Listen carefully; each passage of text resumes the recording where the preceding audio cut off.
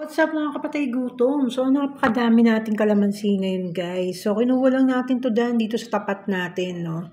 Ito sa may bahay, sa may tapat natin. So namimigay sila ng mga kalamansi. So yan, napakadami niyang kahapon guys. Kaya nakagawa tayo ng kalamansi juice. So hiwain na natin lahat ng mga kalamansi juice na to guys. Lahat ng kalamansi na to para gawin natin kalamansi juice. So pinaghihiwa ko na nga yung mga kalamansi natin guys. Para mainom natin, di ba?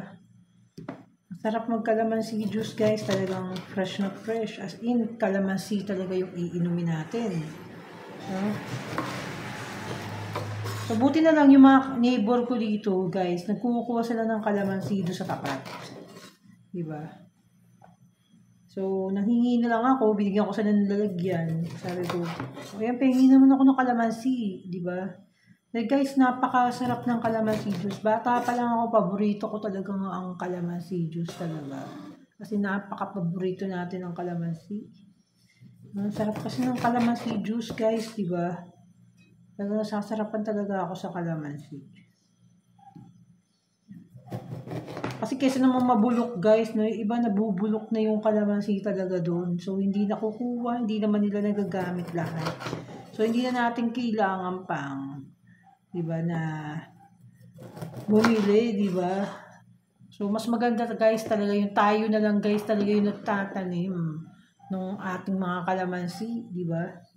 Para meron tayong magamit, di ba, kung kailangan nating ng pangsawsawan, di ba? Kailangan natin ng panlagay sa mga manok, ganyan, di ba? Sa mga ano natin, niluluto. Tapos gusto natin uminom. Sarap guys eh. Masarap kasi talaga ng kalamansi juice. Favorite ko talaga ng bata ako na. Kalamansi juice. Yan.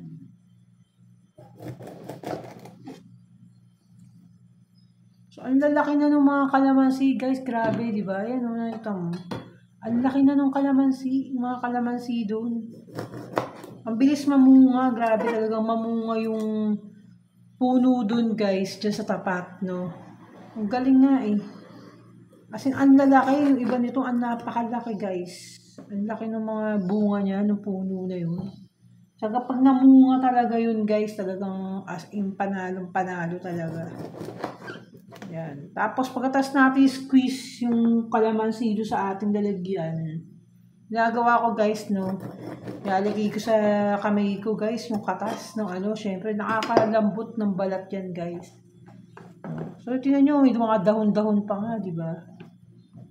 Yan. Tapos pipigain natin dito sa container natin. Ito yung container natin na nabili natin sa Pure Gold, di ba guys? So, pipigain natin dyan yan. Yung ating kalamansi. Pipigain natin guys. Yan. So, pinipiga na natin yung kalamansi natin. Yan. Pigain. Pigain. Yun naman, dami na natin na ano. Hindi pa ubos guys. No? Lalo na kahapon, sobrang dami guys. As in, sobrang dami ng kalamansi natin kahapon. So, nagtimpla na nga tayo kahapon, yun ininom natin. Sige tayo ng yelo, di ba? Tapos mamaya tanggalin natin yung, ano, wag muna natin kagad tatanggalin yung buto, guys. Kasi nandun yung pinaka-nutrients ng kalamansi natin, guys. Wag muna tayo magtanggal ng buto agad. Di ba? Pag ano, lagyan lang natin ng konting tubig, tapos tsaka natin tatanggalin yung buto. Yung buto dun sa tinimplahan natin yung kalamansi. Sarap nito. Paborito ko talagang kalamansi juice. Tapos yung mga melon. Ganyan ang mga paborito kong drinks ng bata ako eh. Melon. Diba? Kasi ito guys, marami nga nagsasabi, minom ka ng kalamansi sa umaga. Diba? Ang kalamansi sa umaga na mainit. Diba? Tapos mamaya yung mga buto, tanggalin na lang natin yung buto mamaya. Magdami pang natira doon sa ano. As in, ang dami pang bunga guys, no? Tsempohan. Sana nga kuhanin na nila lahat. Ewan kung di pa hata nila nakukuha lahat. As in, talagang bumabaksak na lang yung kalamansi dyan sa kalsada namin. Yung bunga ng kalamansi dyan. Sa kalsada. Yung katulong naman, ayaw pagpipitasin, sayang. Sana, wala naman siyang ginagawa, as in yung katulong. Telebabad lang ng telebabad guys. Minsan nagugulat na lang ako. May nagsasalita doon sa gilid, no? Ang bira yung katulong doon. Usap niya yung kanyang jowa everyday. Chismosa talaga, mga marites. Pero hindi kasi guys, naririnig ko kasi. Laging may kausap. Gugulat ako na sa gilid lang pala yung kasambahay nila. So, madami-dami tayong juice na magagawa nito. Diba? O, diba? Tapos may mga ano pa, diba? Kung may mga mancha yung mga damit, diba gano'n? Pinaka-ano yung kalamansi sa mga mancha. Tapos na, alam mo bang use din itong kalamansi, nakakapagpaputi din to guys, no? No? Nakakaputi din to yung kalamansi. Kasi nung naglagay ako ng ano guys, ano ba yun?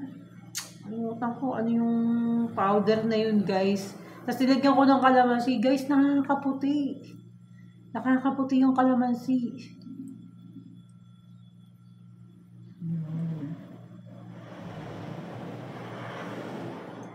Parang ano ba yung nilagay ko na powder? Nakalimutan ko guys kasi galing Japan yung powder na yun. Pero ginagamit din yung powder na yun. Matatagpuan din natin sa mga kusina yun. Tapos haluan mo siya ng kalamansi guys. Diba? Tsaka nakakaalis din ng mga stain talaga, diba? Ang dami ng mga ano nito. Nakaalis ng mga mancha-mancha. So, yan na nga guys. So, ito yun. Yan na yung kalamansi na inano natin. So, parang kulang pagawa pa kaya tayo. O bukas naman ako magkakalamansi. Bukas na lang kaya yung iba. So, bukas naman guys yung iba. So, okay na tong, ano na to, tong juice natin. Dagdagan pa nga natin. Sayang wala akong ano guys, no? Yung mga imamarinate na mga ano, tapa, no? Yung mga ganon. Hindi tayo nakabili sa market ng pangtapa. Yun nga pala yung nakalimutan ko. Gusto ko nga palang gumawa ng tapa. Yung sarili kong tapa na timpla. No? Nakalimutan kong gumawa, guys. Sayang. Pupunta ako ng market yung nakaraan. Di ako gawa.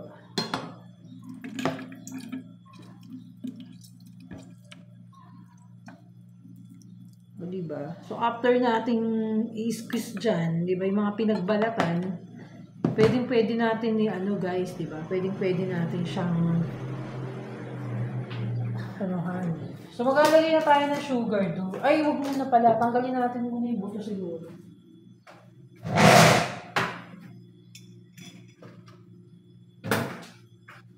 So, yan. So, wag na muna palang tanggalin yung buto, guys. Dahil kasi titiplahan muna natin siya ng tubig. Lagyan muna natin siya ng water. Guys, wag muna tayo maglagay ng na magtanggal. Dahil nga nandun nga yung pinaka-sustansya niya, guys, ng kalamansi nandun sa buto. Kaya wag muna tayo maglagay. Ayan, ang sarap. Diba? Ang sarap ng kalamansi. Grabe, ito yung aking mga kalamansi, guys. So, yan. Lagyan na natin ng konting sugar lang. Ilagay natin.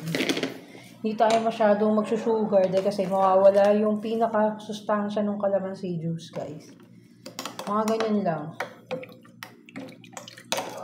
Yan. Tapos, takpan na natin. Pagtakip natin, shake natin siya, guys. Shake, shake, shake, shake, shake, shake, shake, shake, shake, shake. Yan na. So, di ba na-shake na natin? So, tikman natin ngayon guys kung ano yung kalalabasan niya. Kung ano yung lasa. So, sinake ko pa siya ng bongga guys. So, tikman natin. Tikman natin ang resulta ng ating kalamansi. Magiging perfect ba siya or what? Kalamansi juice.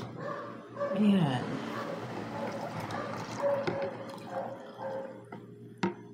Yan ang ating kalamansi.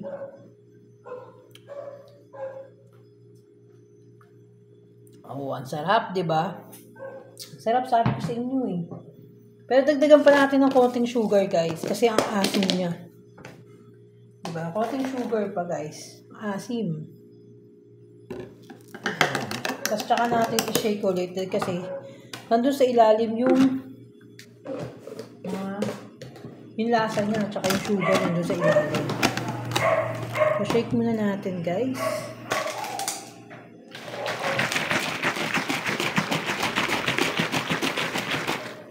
So, ayan na nga ang ating kalamansi juice. So, ready na tayo para lumaklak.